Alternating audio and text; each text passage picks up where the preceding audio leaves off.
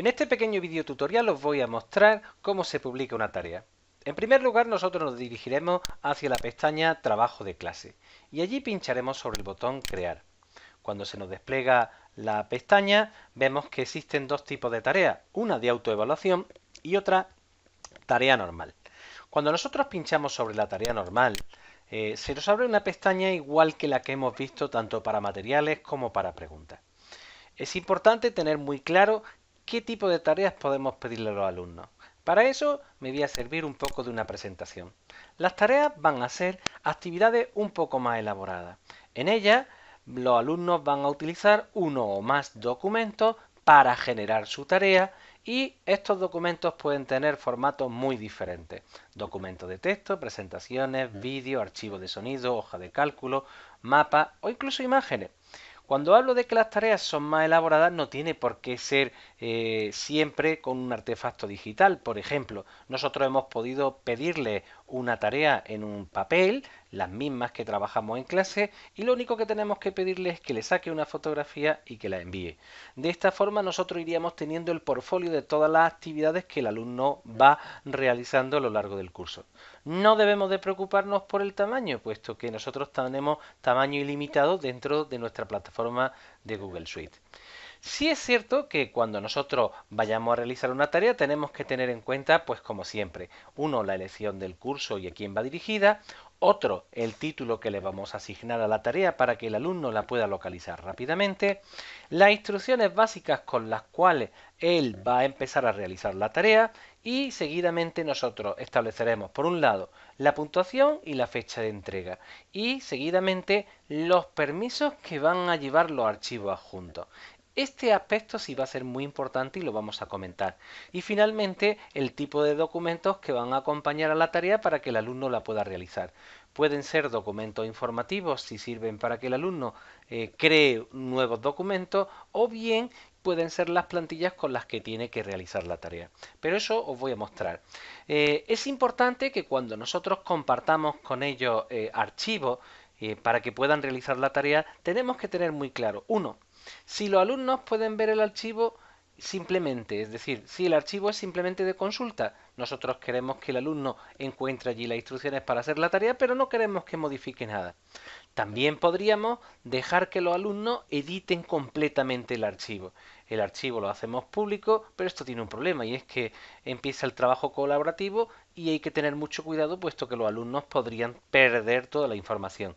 Por tanto, sería mejor este aspecto cuando vamos a trabajar por grupos y hacemos la publicación por alumnos. A cada grupo de alumnos le damos un documento con el que ellos trabajan.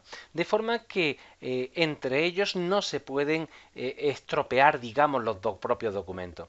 Y finalmente está el más común, es decir, nosotros creamos un documento de Google Suite que es editable para que ellos puedan realizar la tarea en él y les damos una copia. Lo interesante de este aspecto es que cuando nosotros les damos una copia, nosotros podemos ver cómo van progresando en la tarea hasta que llega la fecha en la que ellos tienen que entregar y les podemos ir realizando comentarios sobre la propia tarea. De forma que conforme vayamos trabajando la tarea dentro de la propia clase, los alumnos pueden ir modificándola para conseguir su trabajo final. Ahora lo que me interesa es que veáis algunos archivos de tareas, porque el modelo con el cual se trabajan, como estáis viendo, es similar a lo que hemos visto en preguntas de clase. Fijaros, yo recientemente he trabajado con ellos con una tarea muy interesante. Tenían que trabajar con un laboratorio virtual, iban a trabajar la ley de Hooke, iban a trabajar primero determinando qué tipo de resorte estaba fabricado el muelle y después realizando la medida de la masa de unas masas desconocidas y para ello yo les daba mediante correo electrónico unas fotografías que le iban a hacer falta a ellos. Fijaros que ellos tenían en sus instrucciones podían ver el documento, como veis este documento iba compartido con ellos, en el documento iban los enlaces al laboratorio virtual, que como veis se puede ver aquí, ellos van trabajando con las diferentes masas, van cambiando, tenían diferentes tipos de resortes. En el documento otra de las cosas que encontraban era el procedimiento para realizar toda la práctica, fijaros unas instrucciones muy claritas, también con un vídeo tutorial creado en YouTube para que ellos supieran cómo utilizar el laboratorio.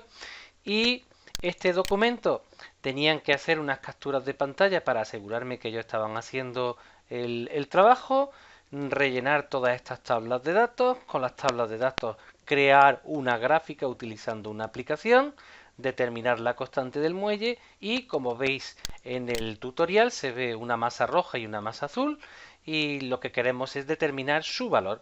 Y eso es lo que ellos tienen que hacer realmente durante este trabajo, ir completándome las tablas. Por eso yo comparto este documento y puedo ir viendo a medida que lo van haciendo exactamente cuáles son los errores que van cometiendo. Os voy a mostrar un trabajo de algún alumno que sí ha hecho su experiencia de laboratorio. Fijaros que tienen para entregarlo hasta el día 25. Nosotros cuando pinchamos en ver tarea veríamos de qué alumnos se pueden tratar. En este caso voy a abrir el trabajo de una alumna que lo lleva bastante avanzado. Como veis, es el mismo documento en el que ella ha estado trabajando que yo he compartido con ella, que esta era la parte que quería que vieseis conmigo. Fijaros cómo ya no pone imagen, sino que ella ha realizado sus capturas de imagen porque se ha enseñado. También ha completado las tablas gráficas por su cuenta, también midiendo. Ha realizado también la gráfica siguiendo el vídeo tutorial. Ha determinado la constante elástica que tenía su muelle en concreto y ha determinado tanto el valor de la masa roja como el de la masa azul, que solo le pedíamos uno. Entonces, como veis, esto es una tarea en la cual se han puesto en marcha diferentes competencias y ha trabajado con diferentes competencias.